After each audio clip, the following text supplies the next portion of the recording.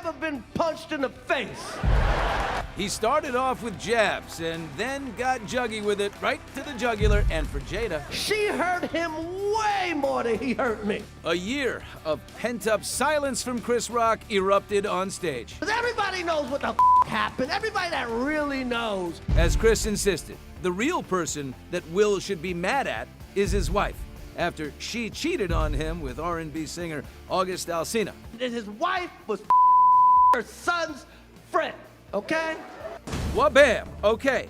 Now, Will and Jada had addressed that affair on Red Table Talk back in 2020. I got into a different kind of entanglement with August. An entanglement? Yes. Yes. A relationship? Yes, it was a Yeah. relationship. Will Smith practices selective outrage. I didn't have any entanglements. Everybody in here have been cheated on. None of us have ever been interviewed by the person that cheated on us on television. Yeah! Woo! Here we go. Aswand Cruickshank, your one and only Move Swiftly speaker, checking in for a daily Move Swiftly thought, giving you a perspective on teamwork that you will not get anywhere else. Let's dive into the comeback, I should say, the reaction of Chris Rock. Chris Rock coming back at Will Smith, and let me just start off by saying I absolutely loved it. I loved it every second of it. I loved it. Here's why I loved it, because he used his gift. He used his gift. One of the things that got said by not only myself but multiple people is that night that Will Smith slapped Chris Rock set black men back. And while I do agree with that, I also believe how Chris Rock responded pushed us forward to another level, because as someone that consistently, continuously breaks up fights with young black boys, what Chris Rock did is he used his gift as a comedian. He used his gift as a comedian to get back at Will Smith. He didn't stoop to Will Smith's level. He taught us as young black men that we could use our mouths, we could use our words. And the good book, like the good book says, your gift will make room for you. Your gift will make room for you no matter what happens, no matter what unfortunate situations happen in your life. Your gift will make room for you. So when you're focusing on your gift, absolutely nothing can get in your way. All right. So what Chris Rock said, the clip that I heard, I only heard the part that he was talking about Will Smith. I didn't see the entire thing, but the clip that I heard that really struck home with me was the fact when he mentioned that every last one of us, all of us, you, me, everyone has been cheated on before. All of us has had to live through that shit. All right, and that one hit home for me personally, because I've been on both sides. I've been the one who's gotten cheated on by a girl, and then I've been the guy that a girl cheated on her boyfriend with. And I'm here to tell you, as someone, I'm living proof example, both of the situations sting just as bad, because there's a level of rejection. There's a level of this girl is saying someone else is better than you. That's what she's saying. Well, that's what she's saying with her actions. That's what she's saying with her actions when she decides to do what she did. Now, granted, these two particular girls were both one was from, this is how crazy it is. It's crazy to think how much, now that I'm thinking about it, how similar in background the two of these girls were. One was from Queens, the other one was from the Bronx.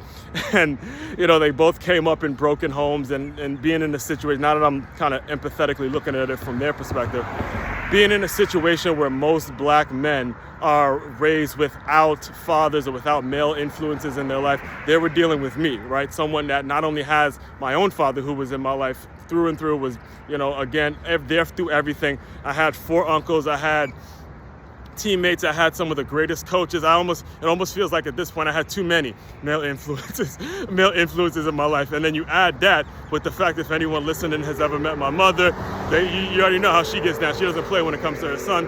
And then on top of it all, like the icing on the cake was how close my sister and I were. So I get it, I understand. I've moved on from them, because I understand that I was simply filling a void in their life, and they were using me from a level of comfort. Even if they themselves don't want to admit it, that's exactly what it was. That's exactly what happened. So nowadays I'm able to look at women, and now I say, no, does she inspire me? Those are the things now And actually, just when I went to the Love Yourself, 2 weeks ago, when I went to the Love Yourself Wellness Festival, I know I posted a picture with Jenny Valdez, but and this isn't, I'm not throwing any shade at Jenny Valdez when I say this, but probably the most rewarding moment when I went to that event was there was a mother who brought her son to this particular event, right? And I remember leaving, and she said to me as I was leaving, she goes, you know what, it takes a lot for an actual man to come to an event like this where he knows he's gonna be surrounded by women and he knows he's gonna stick out, he's still gonna take part in it and all that kind of stuff. And I never even got her name. I never got a name, no Instagram account, none of that kind of shit. But that by far was the most rewarding thing that I heard, right? So, again, back to my thoughts. Well, I've already kind of stepped on my points when it comes to what I wanted to tell you about what I thought about the Chris Rock situation and how Chris Rock responded. But here, I'll just re-emphasize it again so you guys hear it, all right? When someone causes you harm, like Will Smith walking up on stage and slapping this man in his face over a joke that really wasn't that bad. When someone causes you harm, do as the good book says, find your gift, and use that gift to make a profit. Use that gift to make room for you. Now, in this situation, currently, Will Smith, no matter what happens, he is never going to live this situation down, and it's all because Chris Rock responded by being Chris Rock. Chris Rock decided that he was going to use his gift. Like I did in this video, like I do on these videos every single day. I'm not coming on here bashing these women that cheated on me. I'm using my gift as a storyteller and as a person who has a brand that's all about dealing with rejection. And again, I show you why I'm your one and only Move Swiftly speaker. Why I'm the guy that you need to be talking to when you're trying to get over a certain issue. Why I'm the guy that you need to be booking for speaking gigs and booking to come in and speak to your employees about how to make mental adjustments and achieve success, achieve greatness as a unit. Why I'm the one and only Move Swiftly speaker, giving you a perspective on teamwork that you will not get anywhere else. Why I'm able to say that with such conviction and such confidence is because, again, I used my gift. This is just like the good book says. This is what God put in print. All right, Preacher Aswand's coming out now. All right, when God puts it in print, your gifts shall make room for you. So the real question you got to start asking yourself is not what this person did to me or what that person did to me and why did that person do this to me. The real question you got to start asking yourself is, what is my gift? What is my gift? And how am I going to use this gift to make room for me? So all those people in the past, all those motherfuckers that had a chance to work with me or did this to hurt me or did this and did that, now they got to eat it.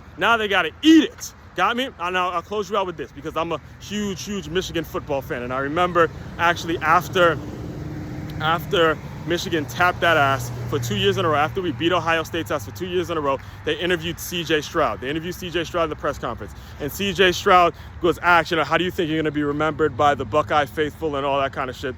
And C.J. Stroud says, look, I just got to eat it. I got to eat it. At the end of the day, I didn't win the big one. J.T. Barrett won the big one.